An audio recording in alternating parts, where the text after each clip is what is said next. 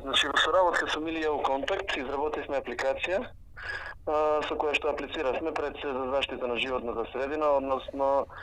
се работи за проект со кој ќе изградиме прочистителни на природна база со трски во населените места Фурка и Цаничани, изградба на канализациона мрежа во село Цаничани и секако помош при изградба на новата прочистителна станица во Нов Дојран, односно постоечката веќе прочистителна станица, која што треба да се изгради на тоа место нова прочистителна станица со претходно обезбедените средства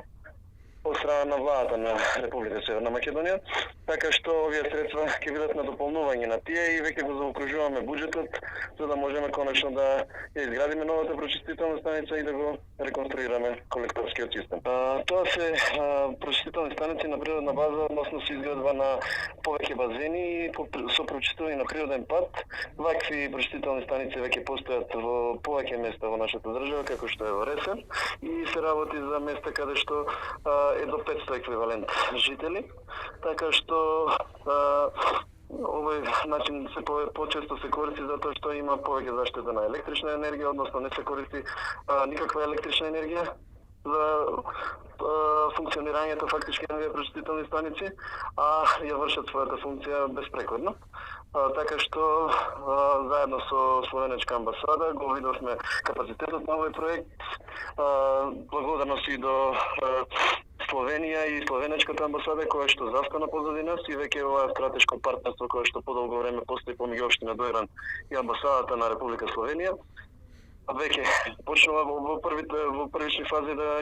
се покажуваат бенефитите и се надевам дека ќе продолжи и во иднина.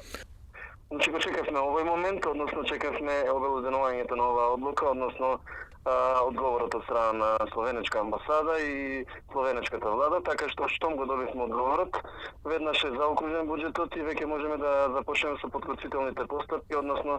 со спремање на тендерската постапка за објава и истата се надевам дека до средината на март месец или до крајот на март месец ќе заврши. Така што ќе може да започнат после тоа градежните активности и конечно да го решиме овој деценијски проблем. Овие постапки ќе одат паралелно, значи ќе се избираат изведувачи, подизведувачи, тоа ќе видиме на кој начин ќе се изведе согласно експертите кои што ќе бидат ангажирани и од страна на за објава на овие тендерски постапки и за спроведувањето на истите. Така што мислам дека најбрзо ќе биде среден колекторскиот систем, бидејќи е неопходно за заштита пред се на езерото, а е побрза постапка за средување, додека изградбата на прочистителната станица ќе ни одземе малку повеќе време, меѓутоа за некоја година и пол се надевам дека овој деценијски проблем ќе биде конечно надминат и Дојран ќе добие прочистителна станица модерна со исполнување на сите